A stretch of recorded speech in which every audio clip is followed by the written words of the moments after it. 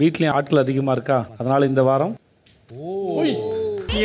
பெரிய சாக்கு தோண வாய் மூடு கோக்கல இந்த வாரம் எவிக்ஷன்ல போக போறது.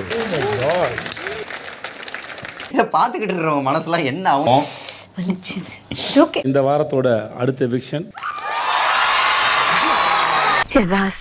இப்பதாண்டா என்ற மனசு குளுகுளுன்னு இருக்கு. பிஹேவியர் என்ன மாதிரியான பிஹேவியர் எனக்கு புரிஞ்சுக்க முடியலமா. அது என்ன என்ன சென்ஸ்ல பண்றீங்க அதுன்னு தெரியவே இல்லை. இப்ப ரெண்டு பாப்பா வந்து பிபி ஊதுங்க ஊதியா. இன்னொரு தடவை ஒருத்தர் இன்னொருத்தர் நோக்கி பாஞ்சு வந்தீங்க அப்படின்னு இருந்துச்சுன்னா கதவு திறக்க சொல்றேன், வெளியே வந்துருங்க. எங்கேயா இருந்த இவ்வளவு நாளா? ஒன்ன மாதிரி ஒருத்தனை தாயா நான் தேடிட்டு இருந்தேன். வணக்கம் my dear zone mates, welcome to Shafi zone. நான் உங்க ஷஃபி அண்ட் இன்னைக்கு நம்ம பார்க்க போறது பிக் பாஸ் சீசன் 8 உடைய டே 63 அண்ட் எபிசோட் 64 ஓட ரிவ்யூ தான். வீடியோக்குள்ள போறதுக்கு முன்னாடி யாராலும் சப்ஸ்கிரைப் பண்ணலையே மறக்காம சப்ஸ்கிரைப் பண்ணி சப்போர்ட் பண்ணுங்க. அப்படியே பக்கத்துல இருக்க பெல் ஐகானை பிரஸ் பண்ணி ஆளுங்கிற ஆப்ஷனை கொடுத்தீங்கன்னா நான் போடுற வீடியோ நோட்டிஃபிகேஷன் டான் டைமுக்கு வந்து சேர்ந்துடும். அண்ட் இந்த வீடியோ உங்களுக்கு உண்மையிலேயே பிடிச்சிருந்தா மறக்காம ஒரு லைக்கும் போட்டு சப்போர்ட் பண்ணலாம், தப்பு கிடையாது. உங்களுக்கு கருத்து இருந்துச்சுன்னா மறக்காம கமெண்ட் செக்ஷன்ல போட்டு விடுங்க, நான் போய் பார்த்து படிச்சுக்கிறேன்.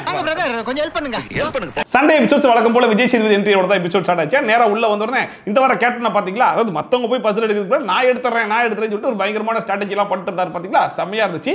அது என்னன்னு உள்ள போய் கேட்டுருமா அப்படின்னு சொல்லிட்டு நேரா உள்ள போயிட்டு ஜெஃப்ரி கிட்ட என்னப்பா மத்தவங்க எடுக்கிறதுக்கு முன்னாடி நீ போய் எடுக்கிறேன்னு சொன்னியே, என்ன கதை அப்படிங்கிற மாதிரி கேட்டாப்ல. அவர் சொன்னார், இல்ல சார் நானும் எத்தனையோ வாட்டி சொல்லி பார்த்தேன் சார், கடைசி வரைக்கும் யாரும் எதுவும் கேட்கற மாதிரி தெரியல, கேப்டனா என்ன மதிக்கிற மாதிரி தெரியல, சரி நானே போயிட்டு பசில் எடுத்து அதுக்கப்புறமாச்சு மதிப்பாங்கன்ற மாதிரி தான் நான் பண்ணேன் சார் அப்படிங்கிற மாதிரி சொன்னாப்ல. நான் சொல்றது யாருமே கேட்கல, ஏத்த மாதிரி நான் நடந்துக்கலன்னு எனக்குள்ள ஒரு குற்றம் உணர்ச்சி இருந்துச்சு. சரி என்னமா மேட்டர் அப்படின்னு சொல்லி தர்ஷிகா கேட்கும்போது தர்ஷிகா சொல்றாங்க, இல்ல சார் நான் கிச்சன் இன்சார்ஜா போட்டிருந்தாப்ல, கிச்சன் இன்சார்ஜ்னா நான் சமைக்கலான்ற மாதிரி நினைச்சிக்கிட்டு தான் சார் ரவாலடு செய்ய ஆரம்பிச்சேன், எனக்கு மட்டும் தான் செய்யலான்னு போனேன், அப்புறமா பார்த்தேன் சரி ஓகே எல்லாருக்கும் செஞ்சிடலான்ற மாதிரி செஞ்சேன் சார் அப்படிங்கிற மாதிரி சொல்லும்போது, இல்லம்மா அதெல்லாம் ரைட்டு தான், பட் இருந்தாலும் கேப்டன் வான் பண்ணார்ல அப்படின்னு சொல்லி கேட்டா, ஆமா சார் பண்ணார், தப்பு தான் அப்படிங்கிற மாதிரி ஏதாச்சும் ஒன்று கேள்வி ஒன்று கேட்டாங்கன்னா உடனே தப்பு தான் அப்படிங்கிற மாதிரி உடனே அக்செப்ட் பண்ணிக்கிறாங்க.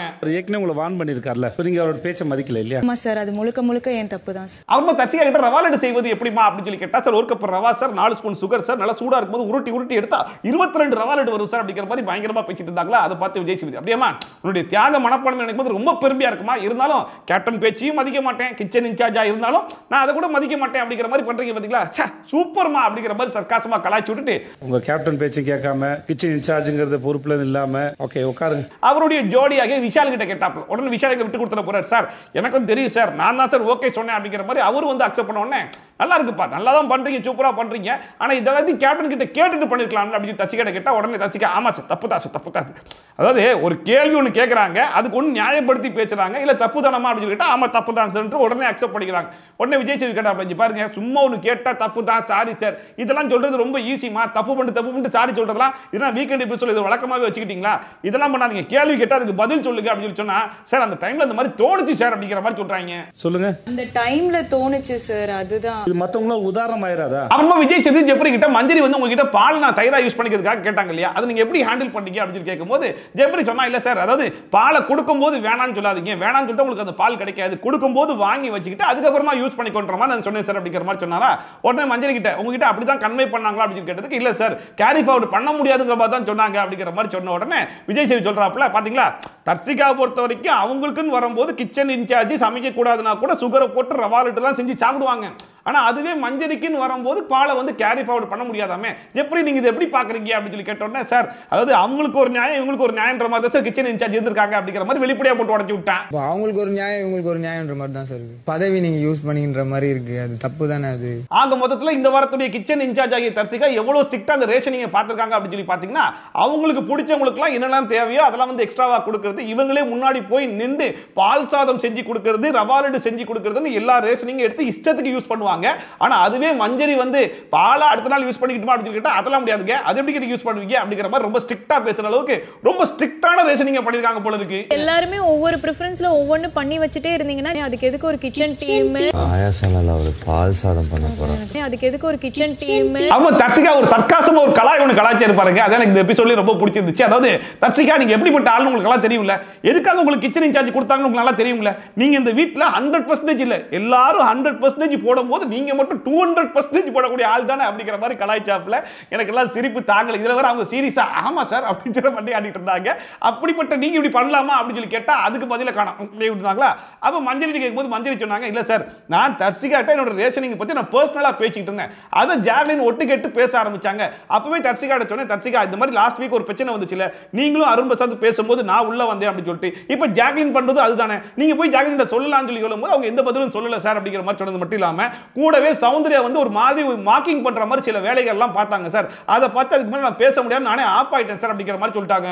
உள்ள வேற சௌந்தர்யா வந்து ஒன்னு பண்ணிட்டு இருந்தாங்க, அதனால நான் அந்த விஷயத்தை அப்படியே விட்டுட்டேன். சரி, இந்த மேட்டருக்காக தர்சிகா ஏதாச்சும் பதில் சொல்லுவாங்கன்னு சொல்லிட்டு தர்சிகா மூஞ்சி அப்படி உத்து பார்த்துட்டு இருந்தா, ஐயோ எத்தனை கேஸை தானே என் மேலேயே எழுதுவீங்க அப்படிங்கிற மாதிரி டயர்டா ஒரு ரியாக்ஷன் கொடுத்தேன். சரிமா சரி முக்கியமா நீங்க ரொம்ப டயர்டா இருக்கிற மாதிரி தெரியுது, நீங்க உட்காருங்க அப்படிங்கிற மாதிரி கலாய்ச்சி உட்கார ஸ்டாப்ல. தர்ஷிகா உட்காருங்க, அவன் நீங்க டயர்ட் ஆயிட்டீங்க, கேள்வி கேட்டு பதில் டயர்ட் ஆயிடுறாங்க. அப்ப விஜய் சேதுபதி ஜெஃப்ரி கிட்ட as a கேப்டன் இதை கண்டிச்சிருக்கணுமா இல்லையா? மஞ்சரி வந்து தனக்கான ரேஷனா தர்ஷிகா கிட்ட பேசிட்டு இருக்காங்க. தேவையில்லாம ஜாக்லின் உள்ள போனது மட்டும் இல்லாம சௌந்தர்யா போயிட்டு மார்க்கிங் பண்ற மாதிரி கேவலமான ஒரு விஷயத்தெல்லாம் வந்து பண்ணிருக்காங்க. இதெல்லாம் நீ தானே கேட்டிருக்கணும் அப்படிங்கிற மாதிரி அவர்கிட்ட கேட்டுட்டு அப்படியே ஜாக்லின் கிட்ட போயிட்டு தர்ஷிகா கிட்ட அவங்க பர்சனலா பேசும்போது நீ எதுக்குமா உள்ள போன அப்படின்னு சொல்லி கேட்டா ஜாக்லின் அது சொல்றாங்க, இல்ல சார் அதாவது அவங்க வந்து நார்மலா பேசியிருந்தா பரவாயில்ல, சம்பந்தமே இல்லாம என்னையும் சௌந்தர்யாவும் உள்ள இழுத்து விட்டாங்க சார் அப்படிங்கிற மாதிரி சொன்ன உடனே மஞ்சரி சொன்னாங்க, நான் யாரு பேரையும் யூஸே பண்ணல அப்படின்னு சொல்லிட்டு. சார் நான் ஜாக்லின் மென்ஷன் பண்ணல, சௌந்தர்யா மென்ஷன் பண்ணல. அப்ப விஜய் சேதுபதி தர்ஷிகாட்ட கன்ஃபார்ம் பண்றாங்க, என்னமா மஞ்சரி யார் பேரையும் யூஸ் பண்ணாங்களா அப்படின்னு சொல்லி கேட்கும்போது இல்ல சார் அவங்க யார் பேரையும் யூஸ் பண்ணலன்னு சொல்லி சொன்னதுக்கு அப்புறமா ஜாக்லின் சொல்றாங்க, இல்ல சார் டைரக்டா யூஸ் பண்ணல சார், இன்டைரக்டா சுத்தி வந்து யூஸ் பண்ணாங்க சார். அதாவது வந்து பாலை எடுத்து ஃப்ரிட்ஜ்ல வைக்கிறது, கோல்ட் காபிக்கு யூஸ் பண்றது அப்படிங்கிற மாதிரி சொன்னாங்க சார். அது இந்த வீட்ல வேற யாரும் பண்றது கிடையாது சார், நானும் சௌந்தர்யா தான் சார் பண்றேன் அப்படிங்கிற மாதிரி சொல்லும்போது விஜய் சேதுபதி கேட்கறாப்ல, ஏமா இது ஒரு நார்மலான ஒரு விஷயமா, நீ அவனுக்கு பாலை எடுத்து வைக்கிறியா, அப்ப நானும் பாலை எடுத்து வச்சுக்கலாமா அப்படின்னு சொல்லிட்டு ஒரு எக்ஸாம்பிள் சொல்லிதானமா பண்ணுவோம், இதை நீ பண்ண மாட்டியாமா அப்படின்னு சொல்லி கேட்டா அதுக்கு நான் ஒரு எக்ஸாம்பிள் சொல்லட்டுமா சார்னு சொல்லிட்டு அன்னைக்கு சொன்ன அதே எக்ஸாம்பிளை மறுபடியும் கொண்டு வந்து இதுதான் என்னுடைய பெஸ்ட் எக்ஸாம்பிள் அப்படிங்கிற மாதிரி சொல்லிட்டு இருக்காங்க சார். இப்போ சாப்பாடு ஆக்குறோம், ஒரு சில பேர் கம்மியா சாப்பிடுவாங்க, ஒரு சில பேர் அதிகமா சாப்பிடுவாங்க. ஸோ கம்மியா சாப்பிடுவாங்க, மீதி சாப்பாடு கொடுங்கன்னு சொல்லி வாங்கி வச்சுக்க முடியுமா சார் அப்படின்னு எல்லாம் கை தட்டுங்கம்மா, எதுக்கு பார்த்துட்டு இருக்கீங்க, கை தட்டுங்க, இதை விட பெஸ்ட் எக்ஸாம்பிள் எப்படி சொல்ல முடியும் அப்படிங்கிற மாதிரி கலாய்ச்சி விட்டாப்ல. சாப்பாடு அதிகமா சாப்பிடுறாங்கன்றதுக்கு என் போர்ஷன் நான் வாங்கிடுறேன். சூப்பரா சொன்னீங்க, கை தட்டுங்க சாக்கி. அந்த கூடவே இதை பத்தி மஞ்சரி கேட்கும்போது மஞ்சரி சொன்னாங்க, இல்ல சார் எனக்கு பால் ஸ்மெல் வந்து ஆகாது சார், சோ கால்சியம் டெஃபிஷியன்சி வந்துடக்கூடாது அப்படிங்கிறதுக்காக நான் அந்த பாலை வந்து வேற விதமா எடுத்துப்பேன் சார், அதனால தான் நான் தயிரா யூஸ் பண்ணிக்கிறேன் அப்படிங்கிற மாதிரி கேட்டேன் அப்படிங்கிற மாதிரி சொன்னாங்களா. இவ்வளவு சொன்னதுக்கு அப்புறம் உனக்கு அப்படிதான் தோணுதாமா அப்படின்னு கேட்டா அதுக்கும் நான் பதில் சொல்லுவேன் சார் அப்படிங்கிற பேர்ல இதுக்கு முன்னாடி மஞ்சரி பால் கேட்டதே கிடையாது சார் அப்படிங்கிற மாதிரி சொல்லிட்டு இருக்காங்க. அப்பயும் மஞ்சரி சொல்றாங்க, சார் அதுக்கு முன்னாடி வரைக்கும் பாலை தனியா கொடுப்பாங்கன்றது எனக்கு தெரியாது, கொடுக்குறாங்கன்னு தெரிஞ்சதுக்கு அப்புறமா தான் சார் நான் கேட்டேன், ராணுவுக்கு ஒரு வாட்டி கொடுத்தாங்க, அதை பார்த்து தான் சார் நான் கேட்டேன் அப்படின்னு சொல்லி சொன்னா கூட மறுபடியும் நான் கேட்டதுல எந்த விதமான தப்பும் கிடையாது சார், நான் ஒட்டு கேட்டு பேசுறது கரெக்ட் தான் சார், நான் கொடுத்த எக்ஸாம்பிள்லாம் கரெக்ட் தான் சார்ன்ற மாதிரியே பேசிட்டு இருந்தாங்களா. அப்ப விஜய் சேதுபதி ரொம்ப ஓப்பனாவே கேட்டாப்ல, ஏமா இப்ப வந்து பால் தனியா கொடுக்கிறது அதுல உங்களுக்கு பிரச்சனையா, இல்ல மஞ்சரி கேக்குறாங்க பாத்தீங்களா அதுதான் உங்களுக்கு பிரச்சனையா அப்படின்னு. அவங்க கேட்ட விஷயத்துல பிரச்சனையா, மஞ்சரிங்கனால பிரச்சனை இல்லைங்க சார், எனக்கு மஞ்சரின்றதுனால பிரச்சனை இல்லை சார். நீங்க பண்ணதெல்லாம் நியாயமா உங்களுக்கே தோணுதாமா அப்படிங்கிற மாதிரி சௌந்தர்யா சொன்ன உடனே மறுபடியும் சௌந்தர்யா வந்துட்டு, சார் அவங்க வந்து சௌந்தர்யா பேரு சாட்சியான பேர்லாம் வந்து யூஸ் பண்ணாங்க சார் அப்படின்னு சொல்லிட்டு மறுபடியும் சொல்றாங்க. இதுக்கு முன்னாடி தினமா யாரு பேரையும் யூஸ் பண்ணல அப்படின்னு சொல்லிட்டு மஞ்சரி சொன்னாங்க, அது தர்ஷிகா வேற கன்ஃபார்ம் பண்ணாங்க. மறுபடியும் நீ வேற ஆரம்பிக்கிறியமா அப்படிங்கிற மாதிரி இருந்துச்சு. அண்ட் அவங்களே அக்செப்ட் பண்ணிக்கிறாங்க, மஞ்சரி என்ன சொன்னாங்கன்றது முழுசா எனக்கு தெரியல சார், ஜாக்லின் சொன்னதை கேட்டுட்டு அறக்குறையா புரிஞ்சுக்கிட்டு தான் நானே பேசினேன் அப்படிங்கிற மாதிரி சொல்லிட்டு அண்ட் நடுவில் நடந்த விஷயத்தெல்லாம் அப்படியே தூக்கி ஓரமா விட்டுட்டு நேரா கிளைமாக்ஸுக்கு போயிட்டாங்க. அவங்க வந்து எங்களை வந்து ட்ரிகர் பண்ற மாதிரி பேசினாங்க சார். என்ன பேசுனாங்கன்னு சொல்லி கேட்டா, நீங்க எல்லாம் வந்து ஏஞ்சல்ஸ்ல போக வேண்டியவங்க, தேவையில்லாம டெவில்ஸ் வந்துட்டீங்க அப்படிங்கிற மாதிரிலாம் சொன்னாங்க சார் சொல்லி சொன்ன உடனே விஜய் சேதுபதி கேட்டாப்ல, ஏமா இதுக்கு நடுவில் ஒரு பெரிய விஷயமே நடந்துச்சு, அதெல்லாம் தூக்கி ஓரமா வச்சு நேரம் நீ கிளைமாக்ஸுக்கு போயிட்டியா, இதுக்கு நடுவில் நீ வந்து சொல்லிட்டு நாய் கழுத மாதிரிலாம் கத்துனியா, அதெல்லாம் எந்த மாதிரியான ஒரு பிஹேவியர்மா, முதல்ல நீ ஒட்டு கேட்டுக்க, அந்த ஒட்டு கேட்டது கூட ஒழுங்கா கேட்காம உள்ள போய் போனது முதல்ல ஓன் தப்பு, இதுல வேற இந்த மாதிரி ரியாக்ஷன்ஸ்லாம் பண்றேன்னா இது எந்த மாதிரியான பிஹேவியர்னா எனக்கு புரியலமா அப்படிங்கிற மாதிரி வச்சு செஞ்சு விட்டாப்ல. சொல்றது பிஹேவியர் என்ன மாதிரியான பிஹேவியர்னு எனக்கு புரிஞ்சுக்க முடியலமா. அந்த கூடவே ராணுவ மட்டும் உள்ள இழுத்து வந்துட்டாப்ல, நீ மத்தவங்களுக்கு பண்ணும்போது உனக்கு இனிக்குது, ஆனா அதுவே ராணுவ உனக்கு பண்ணும்போது மட்டும் ரொம்ப கசக்குதா, உனக்கு வந்தா மட்டும் ரத்தம், மத்தவங்களுக்கு வந்தா தக்காளி சட்னியா, என்னமா சொன்ன, டோன்ட் டூ திஸ், உனக்கு பண்ணும்போது உனக்கு தெரியுதுல, அப்புறம் எதுக்குமா நீ மத்தவங்களுக்கு பண்ற, அதாவது உனக்கு நல்லா பேச தெரியுதுல, நல்லா எல்லாத்தையும் நல்லா கேட்டுட்டு அதுக்கு ஏத்த மாதிரி கவுண்டர்லாம் நீங்க கொடுக்கத்தான் செய்றீங்க, அதெல்லாம் நான் பார்க்க தான் செய்றேன், ஆனா இந்த மாதிரி வரும்போது மட்டும் அறகுறையா எடுத்து பேசுறதாமா, என்னமா இப்படிப்பட்ட பிஹேவியர்ன்ற மாதிரி நல்லா கண்டிச்சாப்ல. பட் இருந்தாலும் சௌந்தர்யாவை பேச விட்டு நல்லா கலாய்ச்சிருக்கலாமா அப்படிங்கிற மாதிரி தோணுச்சு. ஆனா இவர் மட்டுமே கண்டிச்சு உட்காருங்கம்மா அப்படிங்கிற மாதிரி உட்கார ஸ்டாப்ல. என்ன சென்ஸ்ல பண்றீங்க அதுன்னு தெரியவே இல்லை. அது என்ன உங்களுக்கு தான் பேச வருமே நல்லா. அந்த வழக்கமா வீக்கெண்ட் எபிசோட்ல விஜய் சேதுபதி இதெல்லாம் கேட்பாரா அதெல்லாம் கேட்பாரா அப்படிங்கிற மாதிரி சில எக்ஸ்பெக்டேஷன் எல்லாம் வச்சிருப்போம். அதுல கால்வாசி கூட இருக்காது. ஆனா இந்த வாட்டி பார்க்கும்போது நம்ம என்னெல்லாம் எதிர்பார்த்தோமோ அது எல்லாத்தையுமே அட்ரஸ் பண்ணிட்டாப்ல. குறிப்பா நம்ம என்னெல்லாம் என்னதான் சொல்லணும்னு நினைச்சோமோ அதை நம்ம சைடுல இருந்து விஜய் சேதுபதி சொன்ன மாதிரியே இருந்துச்சு. எல்லாருமே எந்த அளவுக்கு கண்டிக்கணுமோ அந்த அளவுக்கு சிறப்பா கண்டிச்சாப்ல. என்ன ஒண்ணா சம்பந்தப்பட்ட ஆட்களை கொஞ்சம் பேச விட்டாங்கன்னு வைங்களேன், அவங்க இன்னுமே நல்லா வளருவாங்க. அந்த வளர வச்சு செய்யறது இருக்கு இல்லையா, அது இன்னும் பயங்கரமான ரோஸ்டா இருக்கும். பட் டைம் கன்சம்ப்ஷன் அப்படிங்கிறதுனால திரைட்டு வச்சு செஞ்சாப்ல. செஞ்ச வரைக்கும் நல்ல திருப்தியா தான் இருந்துச்சு. அப்புறம் அந்த இருட்டு கடை திருட்டு பிரியாணி டீம் எந்திரிக்க அப்படிங்கிற மாதிரி சொன்ன உடனே புது டீம் வச்சிருந்தாங்க. என்னப்பா செஞ்சு சாப்பிட்டீங்க அப்படின்னு சொல்லி கேட்டா, சார் பூண்டு சாதம் சார், பால் சாதம் சார் அப்படிங்கிற மாதிரி பெருமையா சொல்லிட்டாங்களா. ஓ அப்படியாப்பா, சரி ரைட் ரைட். அதாவது ரேஷனிங் இல்லைன்னு சொல்லிட்டு பயங்கரமா பேசுறீங்க.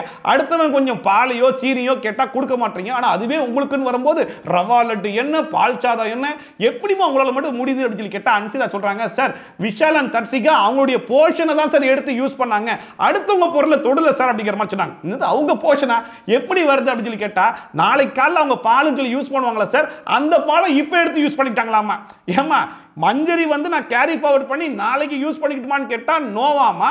ஆனா அவங்களுக்குன்னு வரும்போது அவங்க போர்ஷனை எடுத்து முன்னாடியே யூஸ் பண்ணிட்டான்னு சொல்லி பேசுறீங்களே, இதுல என்ன நியாயம் இருக்குன்னு சொல்லி கேட்டா, சார் நியாயம் இருக்கு சார் சொல்லிட்டு தர்சிகா சொல்றாங்க, சார் நான் வந்து நார்மலா பாலே யூஸ் பண்ணிக்க மாட்டேன் சார், எப்பயாச்சும் பொதுவா பண்ணுவாங்க பாத்தீங்களா, அப்ப என்னோடது எடுத்து யூஸ் பண்ணிக்கோங்கன்னு சொல்லிடுறேன் சார் அப்படிங்கிற மாதிரி சொன்னாங்களா. அப்ப விஜய் சொன்னாப்ல, நீ சொன்ன கணக்குக்கே வரேன், நீ என்ன சொன்ன, நம்ம பாலை யூஸ் பண்ணல அப்படின்னா நம்மளுடைய போர்ஷனே கிடையாது, காணாம போயிரும்ன்ற மாதிரி சொல்லிட்டல, இப்ப மட்டும் நீ யூஸ் பண்ணாத போர்ஷன் எங்க இருந்துமா திடீர்னு வந்துச்சுன்னு சொல்லி கேட்டா, சார் ஒரே கன்ஃபியூஷனா இருக்கு சார் அப்படிங்கிற மாதிரி ஆக்டிங் போடுறாங்க. ஏமா நீ தான் வந்து பதிலே சொல்ற, அந்த பதிலை வச்சு உங்ககிட்ட ஒரு கேள்வி கேட்டா அதுக்கு உனக்கு பதில் இல்லைன்னு சொல்லி முழிக்கிறீங்க, இதுல என்னமா நியாயம் இருக்குன்ற மாதிரி கேட்டா எல்லாரும் கடந்து முழிக்கிறாங்க.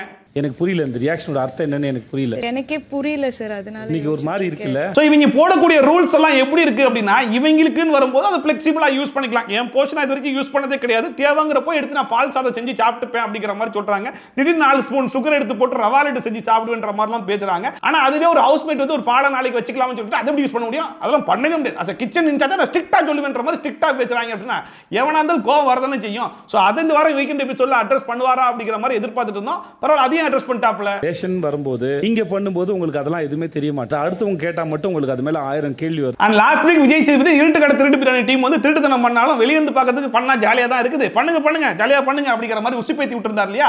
பட் இந்த வாட்டி ரொம்ப ஸ்ட்ரிக்ட்டா சொல்லிட்டாப்ல, நீங்க பண்ணுங்க சமைங்க தப்பு கிடையாது, ஆனா வீட்டில் இருக்கிற எல்லாருக்கிட்டையும் இன்ஃபார்ம் பண்ணிட்டு எல்லாருக்கும் ஓகே அப்படின்னா நீங்க சமைக்கணும். பாதி பேருக்கு அவங்க ரேஷனிங் எடுத்து நீங்க யூஸ் பண்றீங்கன்னு தெரியாம நீங்க சமைக்க கூடாது அப்படிங்கிறது ரொம்ப ஸ்ட்ரிக்ட்டாவே சொல்லிட்டு கூடவே அந்த இடத்துல மஞ்சரி சேவ் பண்ணிட்டாப்ல. Manjari you are saved. Thank you sir.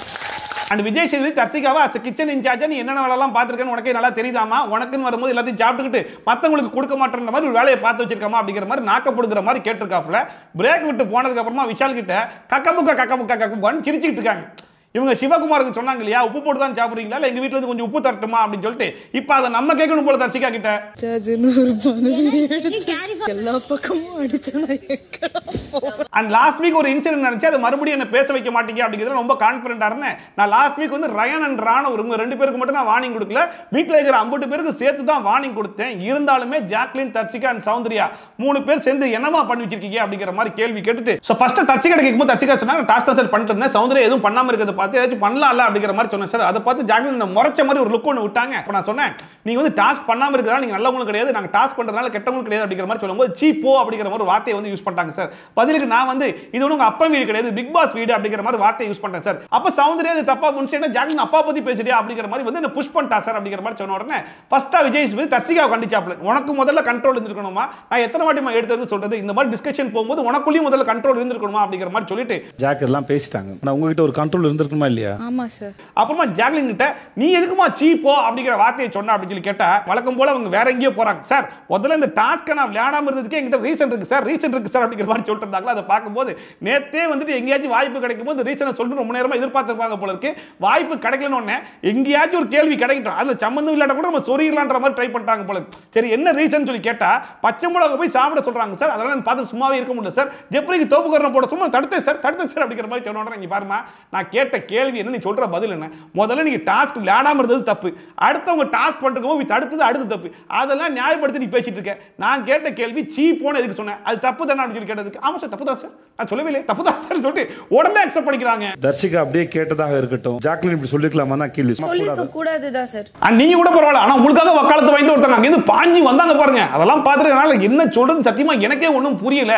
அடுத்தவங்க பேசும்போதெல்லாம் நான் நல்லா கேட்டு கவுண்டர் கொடுக்க தெரியல, இங்க மட்டும் எதுக்கு அப்படி பாஞ்சிட்டு வர, அதெல்லாம் பார்க்க சத்தியமா நல்லாவே இல்லை அப்படிங்கிற மாதிரி சொல்லிட்டு, ஏன் லாஸ்ட் டைமே நான் உங்களுக்கு சொன்னேன், மறுபடியும் உங்களுக்கு உரைக்கவே இல்லையா, வேணா நான் உங்களுக்கு கார்டு கொடுக்கட்டுமா, இல்லைன்னா நான் வேணா கேட்டை திறந்து வைக்க சொல்றேன், யாருக்கெல்லாம் வெளியே கிளம்பணுமோ தயவு செஞ்சு வெளியே கிளம்பிருங்க அப்படிங்கிற மாதிரி எந்த அளவுக்கு ஸ்ட்ரிக்டான வார்னிங் கொடுக்க முடியுமோ அந்த அளவுக்கு பயங்கரமான ஸ்ட்ரிக்ட் வார்னிங்லாம் கொடுத்துட்டாப்ல. பட் இங்கேயுமே என்ன குறை அப்படின்னா, இப்போ ஜாக்லின்ட்டெல்லாம் ஒரு கேள்வி கேட்டு கேள்விக்கு வந்து பதில் சொல்லி கண்டிக்கிறார் இல்லையா, அந்த மாதிரி இங்கேயுமே சௌந்தர்யாட்ட கேள்வி கேட்டு அவங்களை கொஞ்சம் பேச விட்டுருக்கலாம். பேச விடும்போது அவங்க சைடில் இருக்கக்கூடிய நியாயம் அப்படிங்கிற பேரில் அநியாயமா பேசிட்டு இருப்பாங்க இல்லையா, அதை வச்சு இன்னும் கொஞ்சம் நல்லா கவுண்டர் கொடுத்து கலாய்ச்சிருந்தா பயங்கரமான ரோஸ்டா இருந்திருக்குமோ அப்படிங்கிற அளவுக்கு நான் பயங்கரமா எதிர்பார்த்தேன். பட் இருந்தாலும் ஓரளவுக்கு கண்டிச்சாரு, அதுவே திருப்திடான்ற மாதிரி தான் இருந்துச்சு. இன்னொரு தடவை ஒருத்தர் இன்னொருத்தர் நோக்கி பாஞ்சு வந்தீங்க அப்படின்னு இருந்துச்சுன்னா கதவு திறக்க சொல்றேன், வெளியே வந்துருங்க. அப்புறம் நாமினேஷன் இருக்கவங்களாம் ஒன்றா உட்காருங்க அப்படிங்கிற மாதிரி சொல்லிட்டு இந்த வாரம் யாரெல்லாம் போவாங்கன்றது நாமினேஷன் இருக்கவங்க மட்டும் சொல்லுங்க அப்படிங்கிற மாதிரி சொல்றேன். ஃபர்ஸ்டா ராணவ் சார் அப்படின்னு சொல்லிட்டு, இங்கேயும் நான் ராணவ பேரை விட்டு வைக்க மாட்டேன்னு சொல்லிட்டு ராணவ பேரை சொன்னானா, அந்த அதுக்கடுத்து முக்காவாசி பேர் எல்லாருமே ரயன் தான்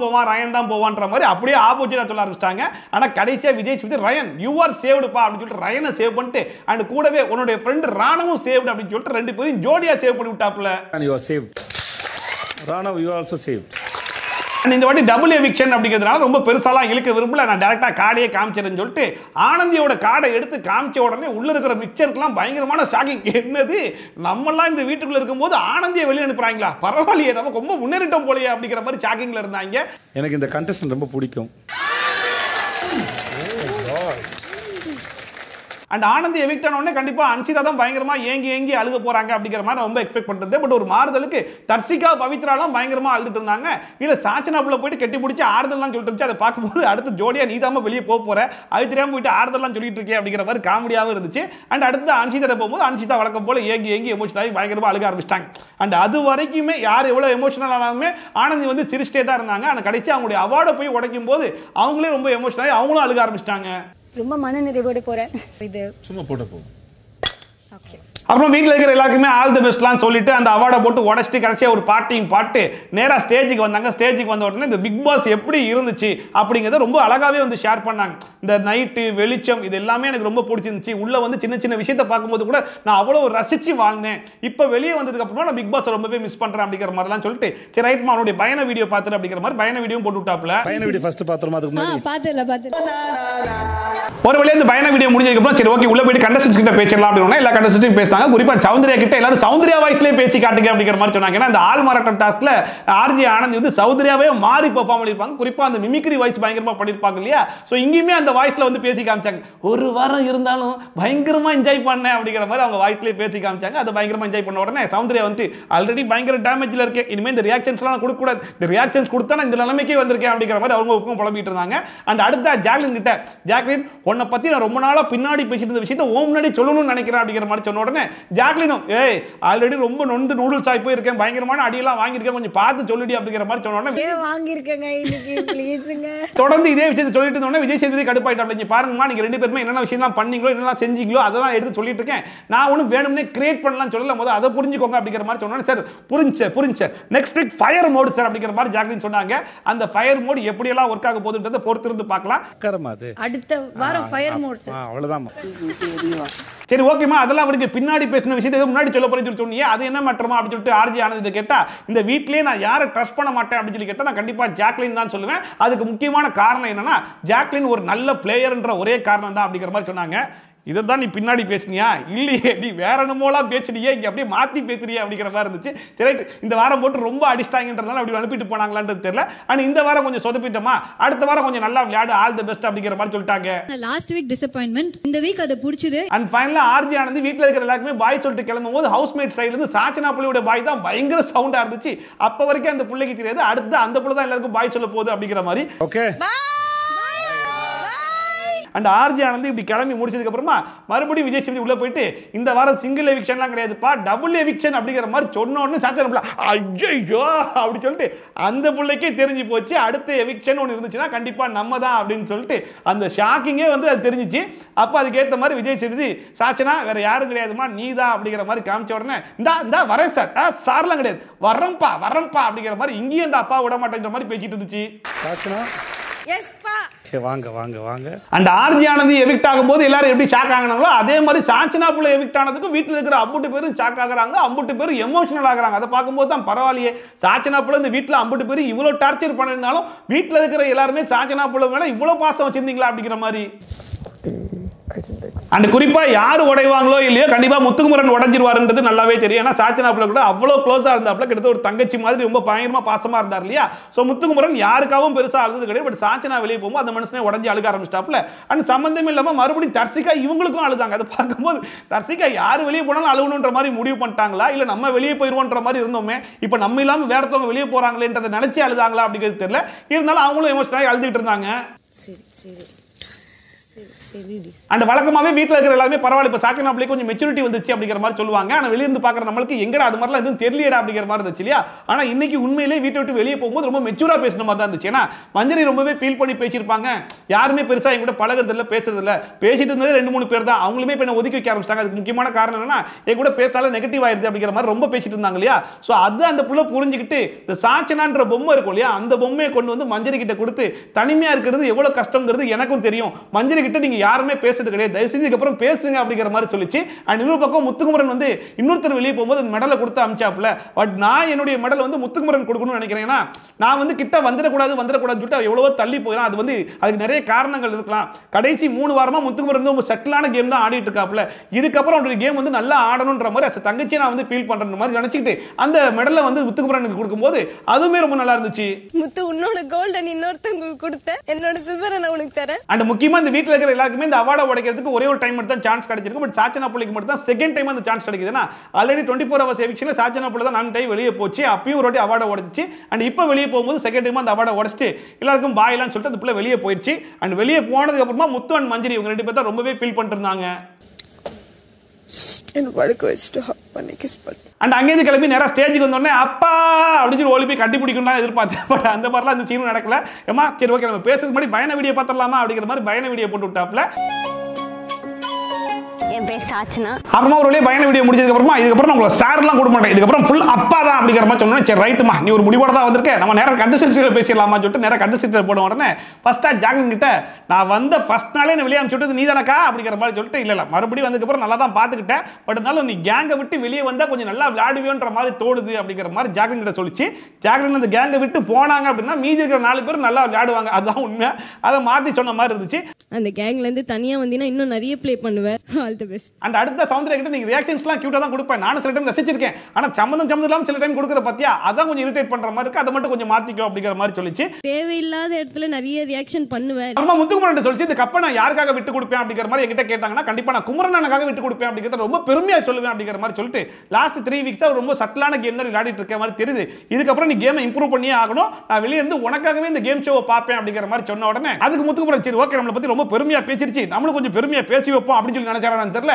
இந்த பிக் பாஸ் சீசன் 8 உடைய பெஸ்ட் பிளேயர் சாச்சனா அப்படிங்கிறத நான் மனசார சொல்றேன் அப்படிங்கிற மாதிரி சொன்ன உடனே எனக்கெல்லாம் சிரிப்பு தாங்கல. அதை பார்த்துட்டு நானும் நினைச்சேன் சரி ஓகே இந்த பிக் பாஸ் சீசன் 8 உடைய பெஸ்ட் காமெடி இதுதான்டா அப்படிங்கிறத நானும் மனசார சொல்றேன். பிக் பாஸ் சீசன் 8 உடைய பெஸ்ட் பிளேயர் சாச்சனா. அண்ட் அடுத்த மஞ்சள் கிட்ட நான் ரொம்ப ஓப்பனாவே சொல்றேன், ஸ்டார்டிங்ல உங்களுக்கு எனக்கு வந்து சுத்தமா பிடிக்கவே பிடிக்காது, ஆனா உங்ககிட்ட பழகுனதுக்கு அப்புறம் உங்களுக்கு ரொம்ப பிடிச்சிருச்சு அப்படிங்கிற மாதிரி சொல்லிட்டு அண்ட் அடுத்த ராணவ் கிட்ட டேய் உங்ககிட்ட பிடிச்சதே அந்த கான்ஃபிடன்ஸ் தான்டா, அந்த கான்ஃபிடன்ஸ் வச்சு கடைசி வரைக்கும் விளையாடிடுறா அப்படிங்கிற மாதிரி ராணவுக்கு ஒரு கலாயை போட்டுச்சு. அண்ட் அடுத்த அன்சிதா கிட்ட நீங்க எல்லார்கிட்டையும் பயங்கரமான அன்பை காட்டுவீங்க, ஆனா என்கிட்ட மட்டும் தான் நீங்க கோவத்தை காட்டிருக்கீங்க அப்படிங்கிற மாதிரி சொல்லிச்சு. எல்லார்கிட்டயும் அன்பை காட்டுவேன், என்கிட்ட மட்டும் கொஞ்சம் கோவத்தை காட்டுவேன். அண்ட் தர்சிகா கிட்ட நீங்க யாருன்னே பெருசா தெரியல, உங்களுடைய இண்டிவிஜுவல் கேம்னா என்னன்றதை தயவு செஞ்சு இதுக்கப்புறமாச்சும் வெளியே காட்ட ட்ரை பண்ணுங்க அப்படிங்கிற மாதிரி சொல்லிட்டு கூடவே விஷாலுக்கு வந்து உங்ககிட்ட என்ன சொல்றது நீ கேம் சூப்பரா விளையாடுறடா, உங்ககிட்ட சொல்றதுக்கு ஒண்ணுமே இல்லடா அப்படிங்கிற மாதிரி சொல்லிச்சு. எனக்கு அதுக்குமே குபீர் சிரிப்பு வந்துருச்சு.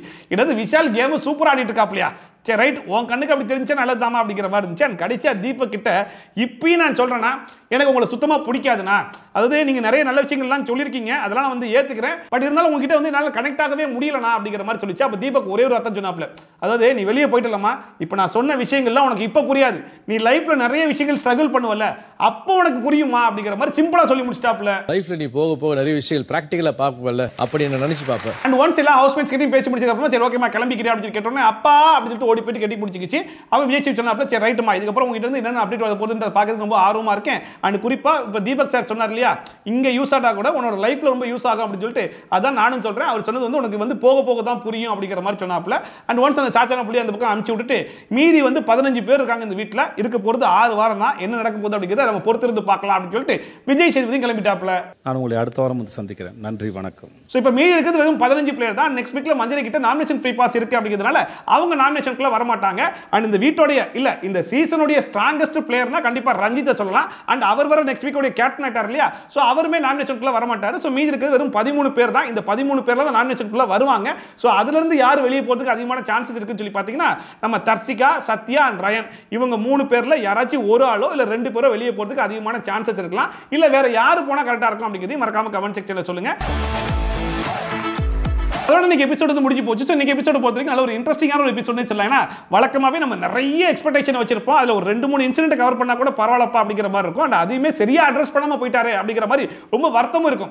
ஆனால் நேற்றும் சரி இன்னைக்கும் சரி நம்ம என்னென்னலாம் வந்து எக்ஸ்பெக்ட் பண்ணோமோ அது எல்லாத்தையுமே பக்காவாக வந்து டெலிவரி பண்ணாப்ல. அண்ட் நம்ம என்னென்னலாம் கேட்கணும்னு நினைச்சோமோ அது எல்லாத்தையுமே நம்ம சைட்ல இருந்து கேட்ட மாதிரியும் இருந்துச்சு. அண்ட் உண்மையிலே இது வரைக்கும் விஜய் சேதுபதி ஹோஸ்ட் பண்ணதுல இந்த வீக்கெண்ட் எபிசோட் குறிப்பா சாட்டர்டே அண்ட் சண்டே 2 நாளுமே செம்மையா வச்சு செஞ்சுட்டாரா, நம்ம மனசுல இருக்கிற பாரத்தெல்லாம் இறக்கி வச்சிட்டாரா அப்படிங்கிற அளவுக்கு மனசை நல்லாவே கேள்வி கேட்டாப்புல. முக்கியமா சின்ன சின்னதா அட்ரஸ் பண்ணா கூட எல்லாத்தையுமே முக்காவாசி எல்லாத்தையுமே அட்ரஸ் பண்ணிட்டாரோ அப்படிங்கிற மாதிரி இருந்துச்சு. அண்ட் குறிப்பா எவிக்ஷன்லயுமே யார் 2 பேர் வெளியே போகணுன்ற மாதிரி ரொம்ப எக்ஸ்பெக்ட் பண்ணோமோ அவங்க 2 பேர் வெளியே போயிருக்காங்க.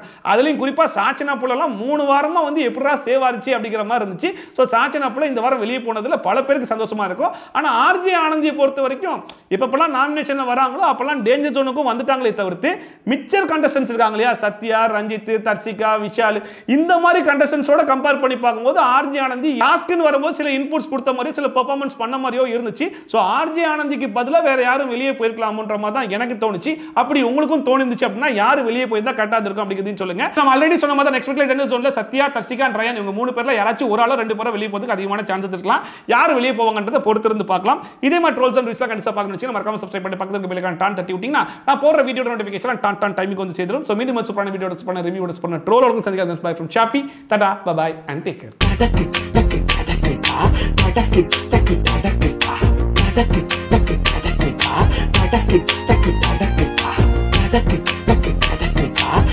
Thank you.